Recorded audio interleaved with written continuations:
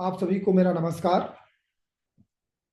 हम भारतीय दार्शनिक परंपराओं में न्याय दर्शन को पढ़ रहे हैं और आज हम चर्चा करेंगे न्याय दर्शन में ईश्वर का विचार।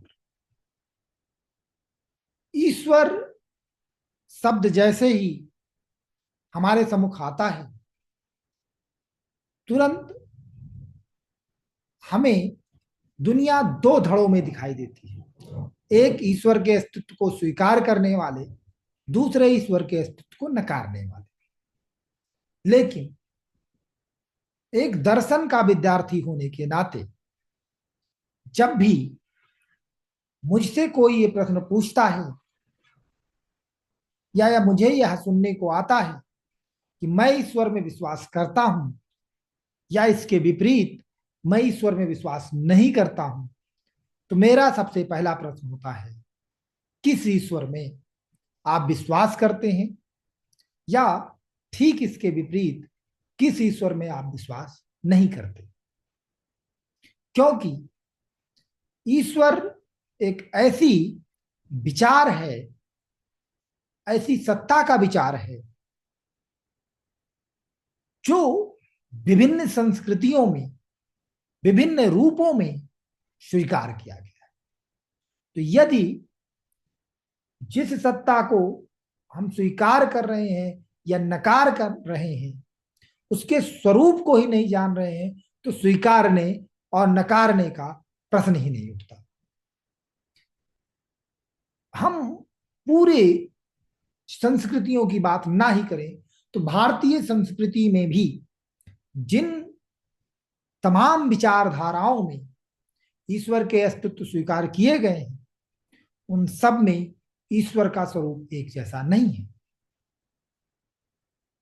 तो हमें यह समझना होगा कि हम ईश्वर के अस्तित्व के पक्ष में तर्क देने या उसके अस्तित्व को नकारने, दोनों ही परिस्थितियों में हमें पहले उसके द्वारा स्वीकृत ईश्वर के स्वरूप को समझना होगा। तो भारतीय चिंतन परंपराओं में आज हम जो चर्चा कर रहे हैं वो न्याय का ईश्वर विचार है। ईश्वर के संबंध में जो स्वरूप की विविधता है उसकी चर्चा हम जब धर्म दर्शन वाले भाग को कर रहे होंगे तब करेंगे। अभी हम न्याय दर्शन के ईश्वर की बात करेंगे। जो भारतीय चिंतन परंपरा में ईश्वर में विश्वास रखने वाले दृष्टिकोण हैं, संप्रदाय हैं, उन्होंने ईश्वर के अस्तित्व को इस तरह से स्वीकार किया, सहजता से माना, ऐसा लग रहा था जैसे सभी ईश्वर के अस्तित्व को तो स्वीकार कर ही रहे। तो ईश्वर की सिद्धि के लिए तर्क देने की बात इन्होंने नहीं सोची। लेकिन जब बौद्धों और जैनों ने मुख्य रूप से ईश्वर के अस्तित्व को नकारने के लिए तर्क का सहारा लिया, तो न्याय जैसे ईश्वरवादी दर्शन के सम्मुख यह चुनौती आई कि वह तर्क के द्वारा ईश्वर के अस्तित्व को प्रतिस्थापित करें। तो न्याय दर्शन में उदयनाचार्य ने एक प्रकरण ग्रंथ लिखकर न्याय कुसुमांजलि नामक प्रकरण ग्रंथ की रचना की, जिसमें ईश्वर सिद्धि के लिए उन्होंने तर्क दिए। जैसा हमने कहा, किसी भी दार्शनिक संप्रदाय के ईश्वर सिद्धि के तर्क या ईश्वर के नकारने के तर्क को जानने से पहले उसके ईश्वर संबंधी समझ, उसके ईश्वर संबंधी विचार को जान लेना आवश्यक है। तो हम पहले जानते हैं कि न्याय दर्शन में ईश्वर विचार कैसा है। न्याय दर्शन में ईश्वर को परमात्मा कहा गया है। तो आत्मा दो तरीके की हो गई, एक जीवात्मा, दूसरी परमात्मा। परमात्मा एक नित्य मुक्त नित्य मुक्त मतलब ऐसी आत्मा नहीं है जो कभी बंधन में थी और मुक्त हो गई। ये नित्य मुक्त है, कभी बंधन में नहीं आई, स्वतंत्र है। यह अपने अस्तित्व के लिए, अपने ज्ञान के लिए किसी पर निर्भर नहीं करती। यह अनंत है, उसके स्वरूप को पूर्णतया हम नहीं जान सकते। यह सत्ता जगत की निमित्त कारण है। निमित्त कारण मतलब यह सृष्टि को केवल और केवल बनाने वाला है, निर्माण करने वाला है। जिस चीज से बना है उसकी रचना ईश्वर नहीं करता। ईश्वर अदृष्ट का संचालक है। अदृष्ट क्या है? जीव आत्माओं के कर्मों का जहां पर संकलन होता है वह अदृष्ट होता है। इसी कर्म के आधार पर, अदृष्ट के आधार पर जीवों को उनके फल देने के लिए ईश्वर सृष्टि करता है। ईश्वर की सृष्टि के तमाम कारणों में से एक अदृष्ट भी है। तो जो न्याय दर्शन में ईश्वर का विचार है वह सगुण ईश्वर का विचार है। न्याय दर्शन का ईश्वर में ऐसा ईश्वर है जो आराधना का विषय है, जो पूजा का विषय है। न्याय सिद्धांत मुक्तावली में ईश्वर के 8 गुणों की चर्चा मिलती है। सांख्य, परिमाण, पृथकत्व, संयोग, विभाग, बुद्धि, इच्छा और प्रयत्न। तो वहीं जो किरणावली है उसमें कहा गया कि बुद्धि, इच्छा और प्रयत्न ये 3 ईश्वर के विशेष गुण हैं, जबकि संख्या, पृथकत्व, परिमाण, संयोग और विभाग ये 5 उसके सामान्य गुण हैं। तो जैसा हमने बताया कि ईश्वर जो न्याय का है, दर्शन का ईश्वर है, उसमें वह केवल जगत का निमित्त कारण है। वह जगत का समवायी कारण और असमवायी कारण नहीं है। न्याय दर्शन में 3 प्रकार के कारण माने गए। प्रत्येक कार्य का कारण होता है, यह विचार कारणता विचार कहलाता है। कार्य क्या होता है? जो उत्पन्न होता है वह कार्य होता है, और जिससे उत्पन्न होता है वह कारण होता है। तो कोई भी कार्य जिससे उत्पन्न होता है उसे न्याय दर्शन में 3 कारण माना गया: समवायी कारण, असमवायी कारण और निमित्त कारण। समवायी कारण क्या है? वह पदार्थ जिससे कार्य उत्पन्न होता है, जो कार्य के रूप में आता है, वह समवायी कारण है। कारणता विचार अभी हम चर्चा कर लेंगे अलग वीडियो में न्याय की कारणता पर। तो असमवायी कारण क्या है? जो समवायी कारण के साथ गुण और कर्म के रूप में उपस्थित रहता है, और किसी कार्य के लिए जो समवायी कारण और असमवायी कारण नहीं है किंतु कारण है, वह निमित्त कारण है। तो ईश्वर इस जगत की सृष्टि परमाणुओं, दिग, काल, आकाश, आत्मा और मन, इन 9 द्रव्यों से करता है। इन 9 द्रव्यों की सृष्टि ईश्वर नहीं करता। ईश्वर के समान ही ये 9 द्रव्य भी नित्य रूप में उपस्थित रहते हैं। ठीक है? तो इन 9 द्रव्यों की सृष्टि ईश्वर नहीं करता, इन 9 द्रव्यों से सृष्टि करता है। ठीक है? तो जो सामान्य दर्शनों में, सामान्य अन्य दर्शनों में जिसे उपादान कारण कहा गया, वही समवायी कारण के रूप में है। तो ईश्वर जगत का उपादान कारण नहीं है, जबकि वेदांत आदि में ईश्वर को निमित्तोपादान कारण कहा गया, कि ईश्वर जगत का निमित्त और उपादान दोनों कारण। इसके अलग पृथक क्रिश्चियनिटी में और इस्लाम में ईश्वर जगत की सृष्टि शून्य से करता है, तो ऐसा भी न्याय दर्शन में नहीं स्वीकार किया। न्याय दर्शन में ईश्वर सृष्टि इन 9 द्रव्यों से करता है, अदृष्ट भी रहता है, अदृष्ट की रचना भी ईश्वर नहीं करता है। तो न्याय कुसुमांजलि में इसी तरह के ईश्वर की सिद्धि की बात की गई है। जब उदयनाचार्य अपनी पुस्तक न्याय कुसुमांजलि में जिस ईश्वर की सिद्धि कर रहे हैं वो न्याय का ये ईश्वर है, तो ये बात बिल्कुल स्पष्ट होनी चाहिए। अगर प्रमुख रूप से हम बात करें तो ईश्वर सिद्धि के लिए 10 तरीके के तर्क हमें न्याय कुसुमांजलि में प्रमुख रूप से मिलते हैं। पहला तर्क है कार्यात। कार्यात का क्या मतलब हुआ कि यह जगत एक कार्य है। कार्य मतलब जिसकी उत्पत्ति हुई है। यदि इसकी उत्पत्ति हुई है तो इसका कारण होना चाहिए। यदि जगत कार्य है तो इसका कारण होना चाहिए। समवायी कारण और असमवायी कारण मतलब उपादान कारण और निमित्त कारण भी होना चाहिए। तो चूंकि यह सृष्टि एक जटिल है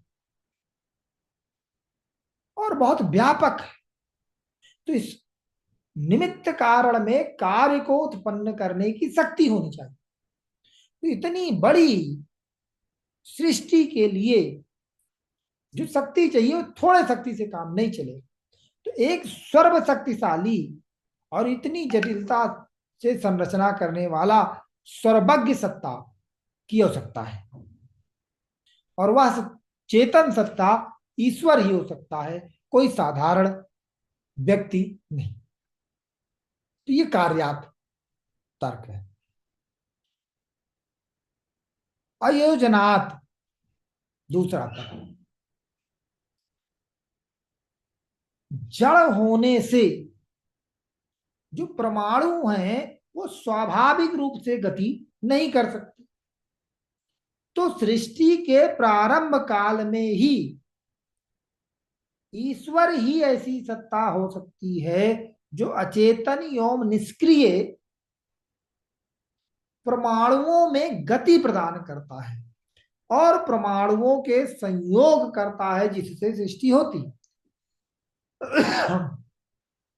तो दर्शन में ईश्वर सिद्धि के लिए गति की जो विचार है, गति के कारक के रूप में ईश्वर को स्वीकार करने का विचार हमें पाश्चात्य चिंतन परंपरा में भी देखने को मिलता है। ग्रीक में अरस्तु से लेकर मध्यकाल में और आधुनिक काल में देकार तक ये तर्क हमें देखने को मिलता है। तीसरा जो तर्क है धित्यादि। धिति का अर्थ है धारण करना। इस जगत को धारण करने के लिए अर्थात जगत को बनाए रखने के लिए तथा इस इस जगत के संहार करने के लिए जिस चेतन सत्ता की आवश्यकता है वह सत्ता केवल ईश्वर हो सकती है, क्योंकि साधारण पुरुष में इतनी क्षमता नहीं है। जो चौथा तर्क है वो है पदार्थ। जो शब्द हैं, पद हैं, उनमें अपने अर्थ को व्यक्त करने की शक्ति होती है। पद में पदार्थ को व्यक्त करने की शक्ति होती है। तो प्रश्न है कि यह शक्ति पदार्थ पद में कहां से आती है। तो प्राचीन न्यायिक ये मानते हैं कि पद में पदार्थ को व्यक्त करने की शक्ति ईश्वर से आती है। जबकि नव्य न्यायिक इसे इच्छा मात्र मानते हैं। इच्छा ईश्वर की भी हो सकती है और मनुष्य की भी। ठीक है, अभी इसमें हम विस्तार से चर्चा नहीं करेंगे, किसी और समय जब हम पद पदार्थ की बात कर रहे होंगे तो वहां चर्चा करेंगे। पांचवा तर्क प्रत्यात। वेद ईश्वर द्वारा कहे गए वचन है, अतः इसका प्रमाण पूर्ण रूप से असंदिग्ध है। इसमें ईश्वर सर्वज्ञ, वेदों में सर्वज्ञ ईश्वर की सत्ता सिद्ध होती है, क्योंकि उसने जो क्रिएशन किया वो प्रमाण है, वो प्रमाणिक है। और अगर उसकी कृति प्रमाणिक है तो उसकी कृति को करने वाला सर्वज्ञ ही होना चाहिए, तभी उसकी रचना प्रमाणिक हो सकती है, जहां गलती की कोई संभावना नहीं। इसलिए वेद वाक्य कभी गलत हो ऐसा हो ही नहीं सकता, क्योंकि वह सर्वज्ञ ईश्वर की रचना है। छठा तर्क है श्रुते। वेद सत्य और यथार्थ ज्ञान के स्रोत हैं। वेद ईश्वर की सत्ता और स्वरूप का वर्णन करते हैं, अतः ईश्वर है, क्योंकि वेद सत्य ज्ञान के स्रोत है और वेदों में ईश्वर का विचार है, अतः ईश्वर है। जो सातवां तर्क है वाक्यात।